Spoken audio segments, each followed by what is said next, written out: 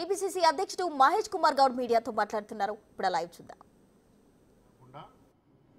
ఈ దేశం ఇవాళ సర్వాంగులతో అభివృద్ధి పరచడానికి ఆనాడు నెహ్రూ గారి తర్వాత ఇందిరాగాంధీ తీసుకున్న ఎన్నో చరిత్రాత్మక నిర్ణయాలు దోహదపడ్డాయి.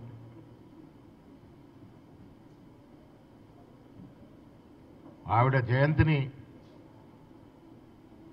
ఇవాళ జరుపుకుంటా ఉన్నాం. ఇందిరాగాంధీ విగ్రహానికి పూలమాలలేసి ఇవాళ గాంధీ భవన్కి రావడం జరిగింది. ఈ కార్యక్రమంలో గౌరవ ఉప ముఖ్యమంత్రి వర్యులు శ్రీ బట్టి విక్రమార్క గారు, సీనియర్ కాంగ్రెస్ నాయకురాలు గీతారెడ్డి గారు, పార్లమెంట్ సభ్యులు అనిల్ యాదవ్ గారు, సీనియర్ కాంగ్రెస్ నాయకులు శాసనసభ్యులు నాగేందర్ గారు, డీసీసీ అధ్యక్షులు నాయక్ గారు, చరణ్ యాదవ్ గారు, భూపతి రెడ్డి గారు, ఫిషరీస్ చైర్మన్ మెట్టు సాయి గారితో పాటు అందరూ కూడా ఈ కార్యక్రమంలో పాల్గొన్నారు. ఇప్పుడు పెద్దలు రాష్ట్ర ఉప ముఖ్యమంత్రి గారు మాట్లాడతారు.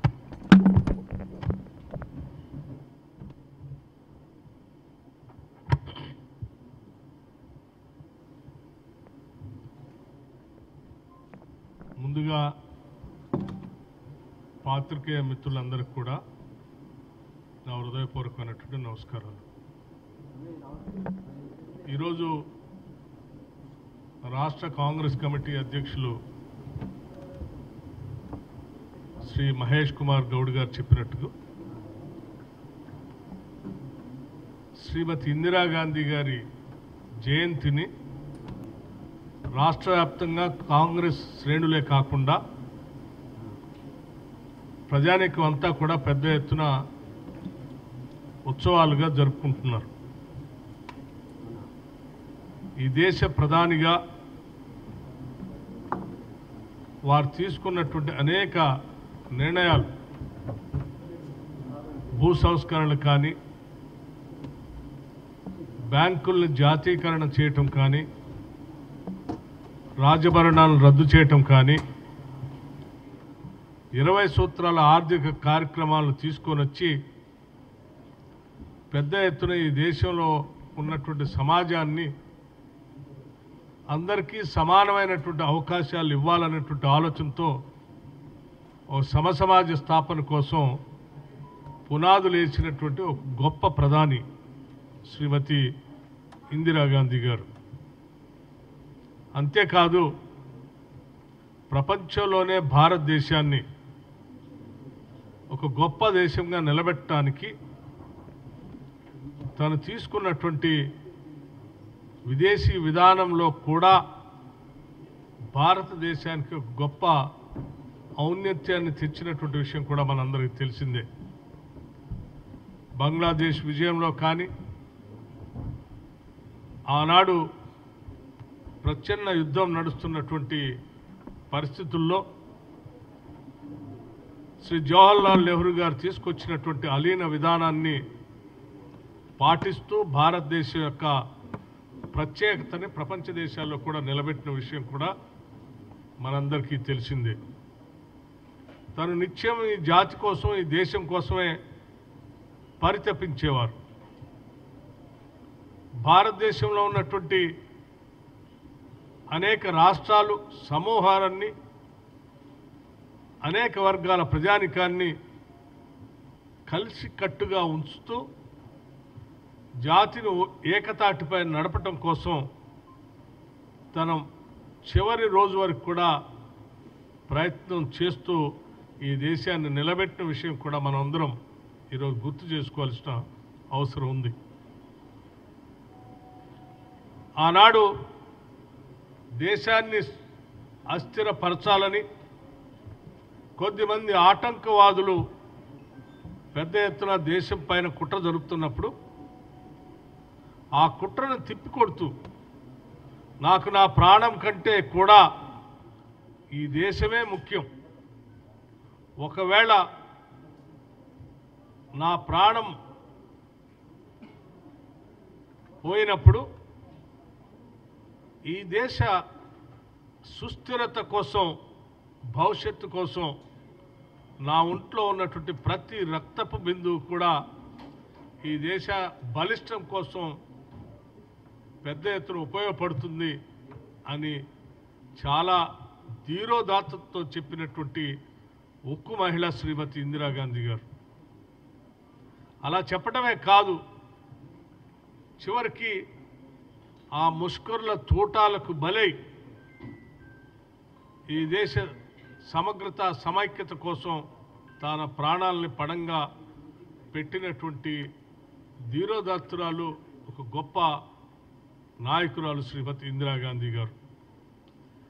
అటువంటి ఇందిరాగాంధీ గారు ఈ దేశంలో పుట్టడం ఈ దేశ ప్రజలందరికీ కూడా గర్వకారణం. మరీ ముఖ్యంగా కాంగ్రెస్ పార్టీ నాయకులకి కార్యకర్తలకి ఇంకా గర్వకారణం, సంతోషకరమైనటువంటి విషయం కూడా.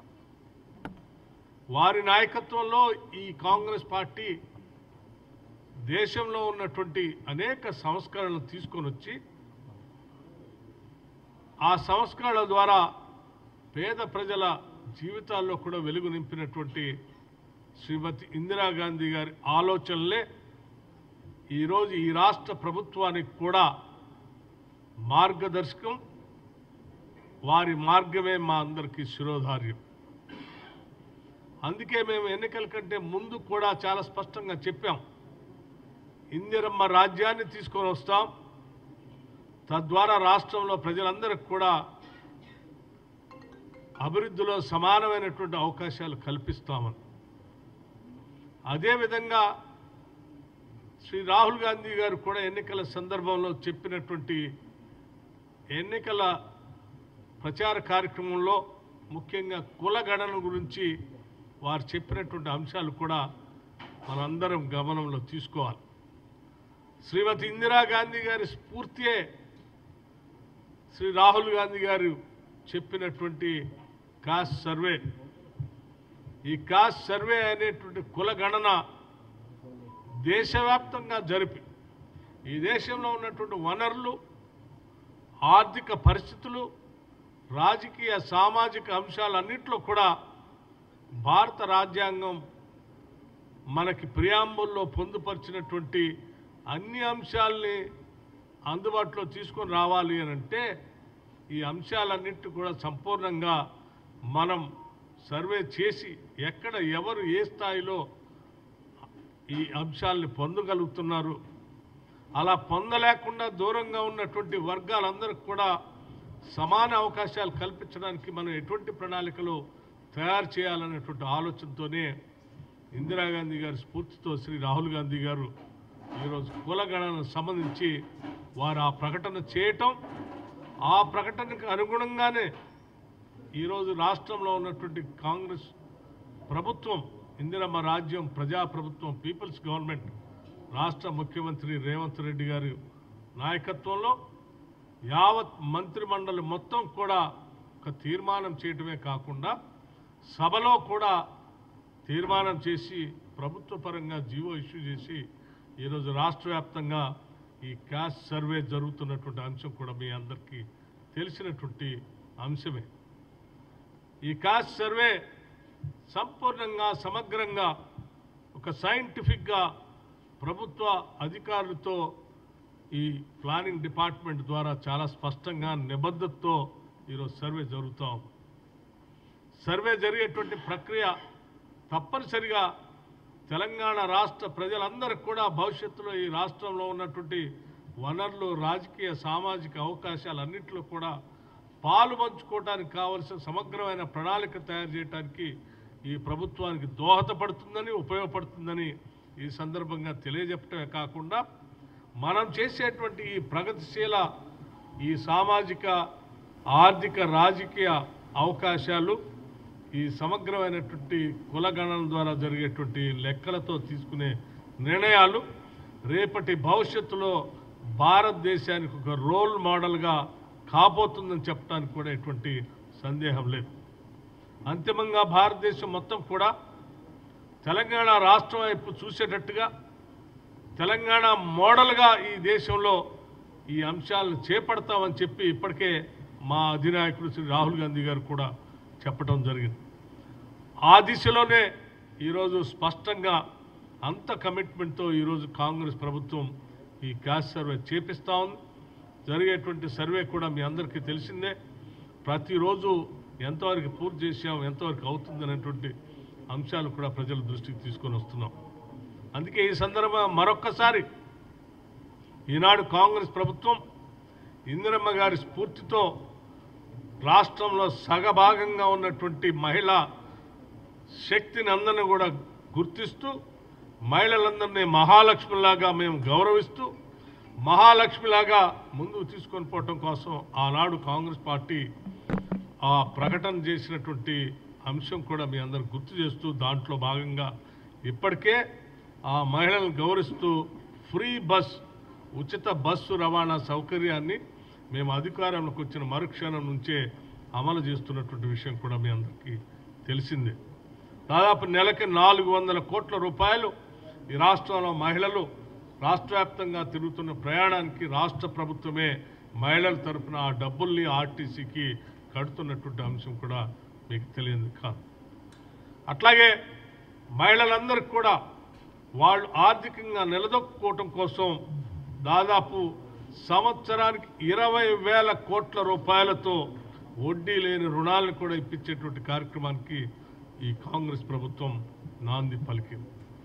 ఈరోజు వరంగల్ నగరంలో కూడా రాష్ట్ర వ్యాప్తంగా శ్రీమతి ఇందిరాగాంధీ గారి స్ఫూర్తితో మహిళా శక్తికి మేము అత్యంత ప్రాధాన్యత ఇస్తున్నామని చెప్పడం కోసమే ఒక కార్యక్రమాన్ని ఏర్పాటు చేయడమే కాకుండా ఇప్పటివరకు ఉన్నటువంటి ఈ వడ్డీ లేని రుణాలతో భవిష్యత్తులో వాళ్ళు ఇంకా పెద్ద ఎత్తున పారిశ్రామికవేత్తలుగా వ్యాపారవేత్తలుగా మారటానికి కావాల్సినటువంటి అంశాలు కూడా ప్రకటిస్తాం అక్కడని చెప్పి ఈ సందర్భంగా మీ అందరి దృష్టికి తీసుకుని వస్తూ అంతిమంగా మనమందరం ఈ రాష్ట్ర ప్రభుత్వం ఇందిరమ్మ రాజ్యం అట్లాగే రాష్ట్ర ప్రజానికం కాంగ్రెస్ నాయకత్వం కార్యకర్తలు రాష్ట్ర కాంగ్రెస్ పార్టీ అధ్యక్షుడు మహేష్ కుమార్ గౌడ్ గారి నాయకత్వంలో పార్టీ తరఫున రేవంత్ రెడ్డి గారి నాయకత్వంలో ప్రభుత్వం తరఫున ఈ రెండు కూడా పూర్తిగా శ్రీమతి ఇందిరాగాంధీ గారి ఆలోచనలకి మేము కార్యోన్ముఖులు అవుతామని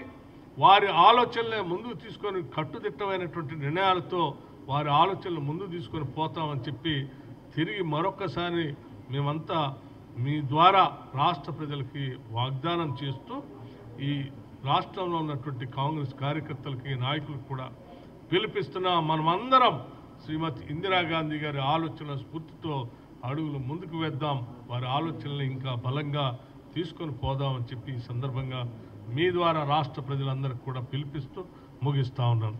నమస్కారం. Thank you.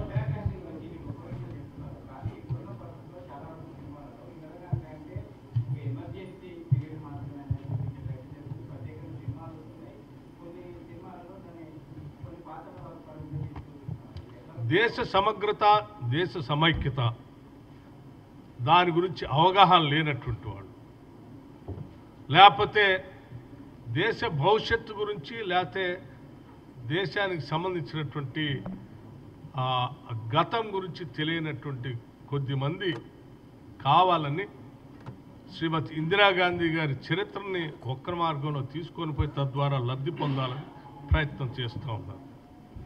దేశాభిమానం ఉన్నటువంటి వాళ్ళు కానీ దేశ సమగ్రత సమైక్యత మీద ఏమాత్రం అవగాహన ఉన్నా కానీ ముందుగా అందరూ ఆ సమగ్రత సమైక్యత కోసం తన ప్రాణాలని తృణప్రాయంగా అర్పించినటువంటి శ్రీమతి ఇందిరాగాంధీ గారికి చేతులెత్తి నమస్కరిస్తారు తప్ప ఆమెను తప్పుగా చిత్రించడానికి ఎవరొక్కడు కూడా ప్రయత్నం చేయరు. కేవలం దేశాన్ని అస్థిరపరచాలని దేశాన్ని విభజించాలని దేశంలో ఉన్న సమాజాన్ని అనేక రకాలుగా విభజించి అందులోంచి రాజకీయంగా లబ్ధి పొందాలనుకున్నటువంటి వాళ్ళు మాత్రమే శ్రీమతి ఇందిరాగాంధీ గారి గురించి తప్పుగా చెప్పడం కోసం ప్రయత్నం చేస్తారు. అటువంటి వాళ్ళు ఎప్పుడు కూడా ఈ దేశానికి ప్రమాదకరమే.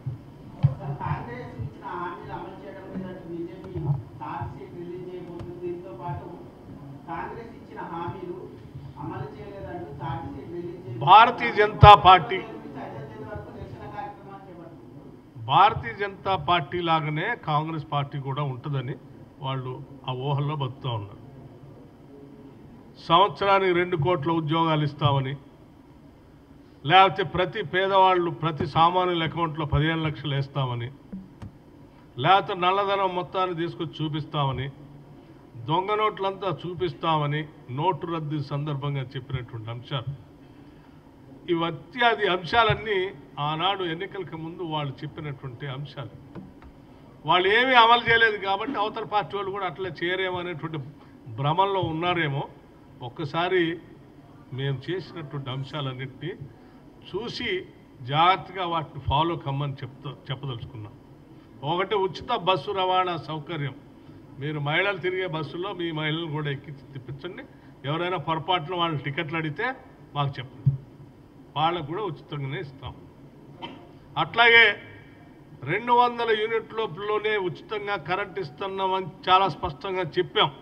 ఒకవేళ మీ పార్టీలో వాళ్ళు ఎవరైనా ఉంటే వాళ్ళు కూడా 200 యూనిట్లు వాడుకుంటుంటే వాళ్ళకు కూడా ఇస్తాం. ఒకవేళ మీ దృష్టిలో ఎవరైనా ఉంటే మాకు చూపించాం. ఇట్లా మేము చాలా స్పష్టంగా చెప్పాం. రాష్ట్రంలో నిరుద్యోగ యువతీ యువకుల కోసం ఉద్యోగాలు ఇస్తాం. చాలా స్పష్టంగా మేము పబ్లిక్ సర్వీస్ కమిషన్ ప్రక్షాళన చేస్తామని చెప్పి ఈరోజు ప్రక్షాళన చేయటమే కాదు, ఉద్యోగాల క్యాలెండర్లు ప్రకటించడమే కాదు, యూపీఎస్సీ మోడల్లో ఈరోజు పబ్లిక్ సర్వీస్ కమిషన్ని ముందు తీసుకొని పోతున్నాం.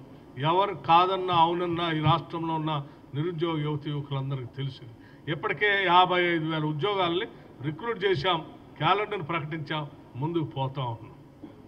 అట్లా ఒక్కొక్క అంశాన్ని తీసుకొని ముందుకు పోతూనే ఉన్నాం. చివరికి ఇందిరమ్మ ఇళ్లకు సంబంధించి కూడా మేము ప్రతి పేద కుటుంబానికి 5 లక్షల రూపాయలు ఇస్తామని చెప్పాం. ఈ దీపావళి సందర్భంగా ప్రకటించి దానికి కావాల్సిన కమిటీలు కూడా వేసి సర్వే కూడా జరుగుతాం. ఇవన్నీ కూడా ఒకదాని తర్వాత ఒకటి చేసుకుంటూ పోతూనే ఉన్నాం. కనపడినటువంటి అంటే పచ్చ కామెరలు ఉన్నటువంటి వాళ్ళందరికీ ప్రపంచం అంతా పచ్చగా ఉన్నట్టుగా వాళ్ళు చేయట్లేదు కాబట్టి మిగతా వాళ్ళు కూడా చేయట్లేదని భ్రమలో ఉంటే వాళ్ళ కర్మ.